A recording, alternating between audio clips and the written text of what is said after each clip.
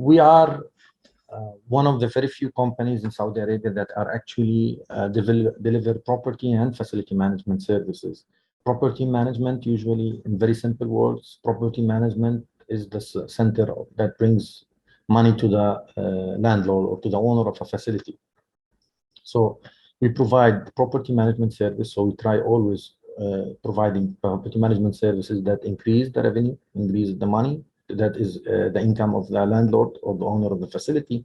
And on the other side, we provide facility management services that are always optimizing the expenses. So in a way, we are giving a solution to our customers that brings the best revenue, maintaining a balance between give and take between the tenants, the occupants of a facility. So by providing efficient property management services and by taking care of the facilities themselves, making sure that they live their full beyond their life cycle expectancy. Energy efficiency is something recently that we are introducing, and it's something that is actually we do it part of our value add services. Energy efficiency doesn't have to be something that is very technological. We are still in Saudi Arabia and at the initial stages of actually implementing proper energy efficiencies and taking care of our environment. So part of our bundled services that we provide to the customers also is that energy audits. We identify areas where actually there are gaps when customers are actually wasting energy in their buildings. A very simple example, between setting up the temperature at 23 degrees Celsius and making it 18 degrees Celsius, there is a big saving of energy that could happen.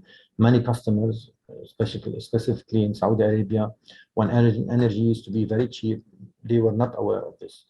A simple awareness campaign that you could run in your building will always help you to increase your efficiency. For one of our customers, we did very simple, that for some people might seem that they are, very obvious, something that is very basic, but we did basic implementation of basic concepts in terms of changing the operation, and we have succeeded in actually bringing him more than 40% of saving on his energy bill at the end of the year by just adopting few techniques. We also enter into the engineering part. We study the systems, we introduce new systems, we recommend to the customers that they need to maybe replace systems that are their operational and their cost of ownership is more than the cost of replacement.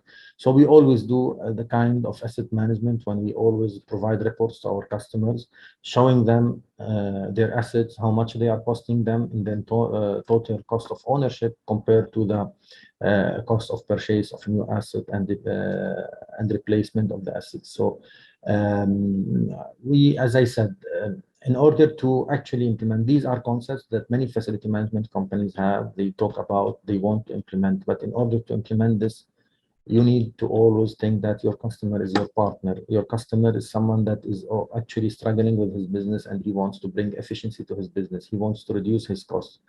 So we never take advantage of what we call the uninformed customers, which are still also a lot everywhere.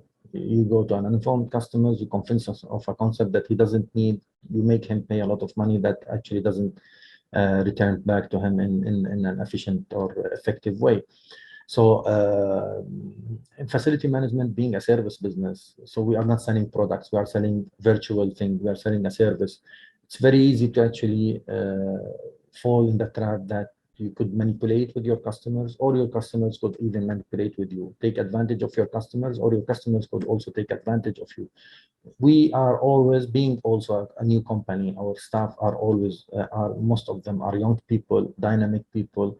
We are very careful with the selection of our people. We always tend to select people that have also a high level of professionalism and ethical in work. So in order to make sure that we always maintain the interest of the customer first, and then the interest of the company second.